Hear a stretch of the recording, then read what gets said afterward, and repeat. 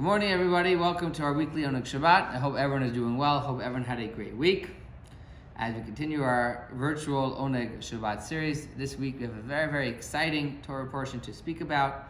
The Jews leaving Egypt, the Exodus. Although we celebrate the Exodus in Passover time, Pesach time, which is not too far away, only 2 months away, and a little bit, 2 months and a week to be exact. But this week we're reading the Torah portion about it, and we'll discuss it at length as well. Shalom Aleichem, Malachei Hasharetz, Malachei Elyon, Mihi Melech, Mahalchei Amlachim, HaKadosh Baruch Hu. Shalom Aleichem, Malachei Hasharetz, Malachei Elyon, Mihi Melech, Malchei Amlachim, HaKadosh Baruch Hu. Shalom Aleichem, Malachei Hasharetz, Malachei Elyon, Mihi Melech, Malchei Amlachim, HaKadosh Baruch Hu. V'achem l'shalom, Malachei Hashalom, Malachei Elyon, Mihi Melech, Malchei Amlachim, HaKadosh Baruch Hu. V'achem l'shalom, Malachei Hashalom, Malachei Elyon, Mihi Melech, Malchei Amlachim, HaKadosh Baruch Hu. V'achem l'shalom, Malachei Hashalom, Malachei Elyon, Mihi Melech, Malchei Amlachim, HaKadosh Baruch Hu. Baruch Hu Nile Shalom, Malachei Hashalom, Malachei Elyon, Mihi Melech, Malchei Amlachim, HaKadosh Baruch Hu. Baruch Hu Nile Shalom, Malachei Hashalom, Malachei Elyon, Mihi Melech, Malchei Amlachim, HaKadosh Baruch Hu. Baruch Hu Nile Shalom, Malachei Hashalom, Malachei Elyon, Mihi Melech, Malchei Amlachim, HaKadosh Baruch Hu. Seichem l'shalom, Malachei Hashalom, Malachei Elyon, Mihi Melech, Malchei Amlachim, HaKadosh Baruch Hu.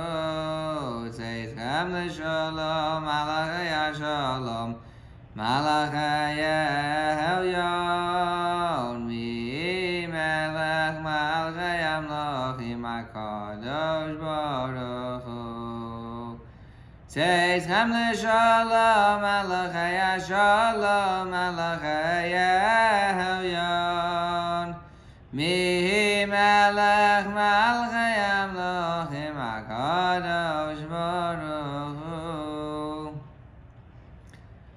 So this week's parsha, the Torah portion, begins with the discussion of the last three of the punishments, the last three plagues against the Egyptians. Plague number 8 is known as Arba, which is basically wild grasshoppers. Grasshoppers going all over the skies, darkening the skies, an infestation of grasshoppers like there never was or never will be in the world again. And the point of the grasshoppers is they ate up the final remnants of any crops that are left in Egypt. And we have to understand, Egypt was the superpower of the world at the time. The most wealthiest country, the richest country in the world. And Paro was the head of this unbelievable wealthy country. You could think of countries like the United States of America, very, very wealthy countries. Other countries, China, countries with a lot of wealth. And imagine over a period of time, the country gets completely destroyed. All the wealth is gone. Every crop is completely destroyed. Every morsel of income is gone from this country. That's happened to Egypt. So it was a plague which completely annihilated the economy of Egypt itself. That was plague number 8. Follow plague number 8 is plague number 9, the plague of darkness, where it got dark for 3 days. And it was so dark, the Egyptians couldn't move in the darkness itself. They were completely handicapped and paralyzed from the depth of the darkness that it was. And this plague represents something else from God, saying, listen, the end of the day, you need my light in order to survive. If you think you're so great by yourself, all they have to do is close out the lights and you'll see how handicapped you really are without my help in life. The final plague, the plague called the death of the firstborn, was when Hashem, God, destroyed all the firstborns in Egypt. And this was a retribution for all the Jewish children that were killed, all the Jewish people that were destroyed over the years. And the reason why the firstborn is because the firstborn always has a special place in the parent's heart. So too, God was telling the Jewish people, you have a special place in my heart. And when all three of these plagues were done, at that point, Pharaoh finally said to Moses, to Moshe, and to Jewish people, now you could go, leave as quickly as you can.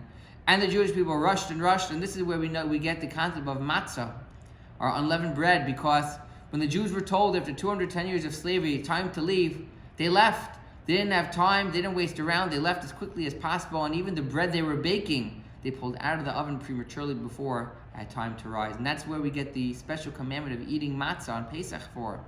Because the mere fact that when God told us to go, we rushed out of there as quickly as possible. So eating the matzah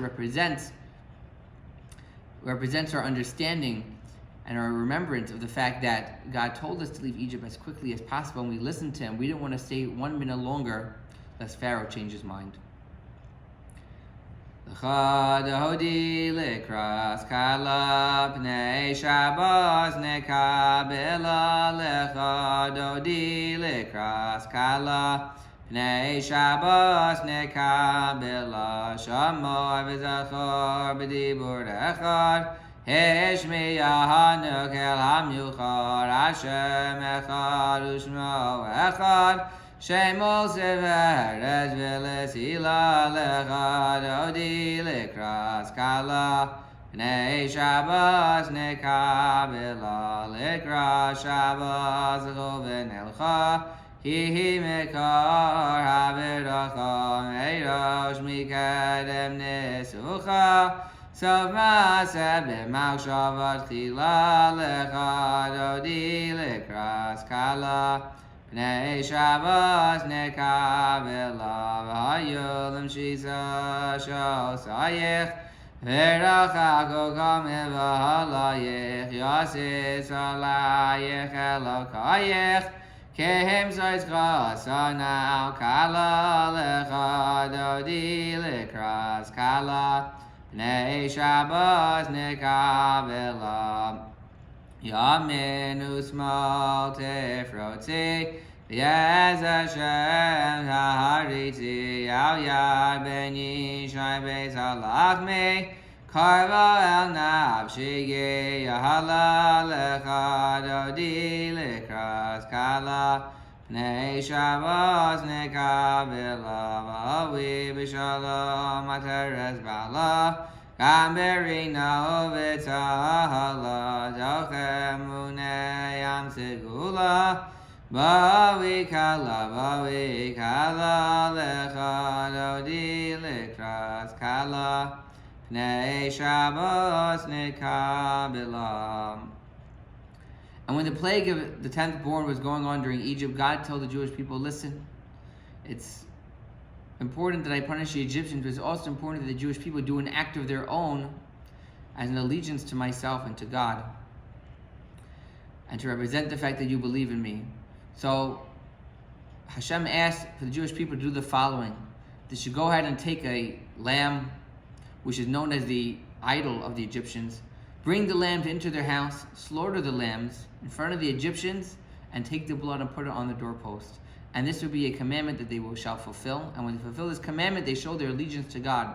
And you can imagine what it was like walking around the streets of Egypt with these animals, and the Egyptians would stop the Jewish people and say, hey, what are you doing with our idol? Imagine, it was the Egyptian idol.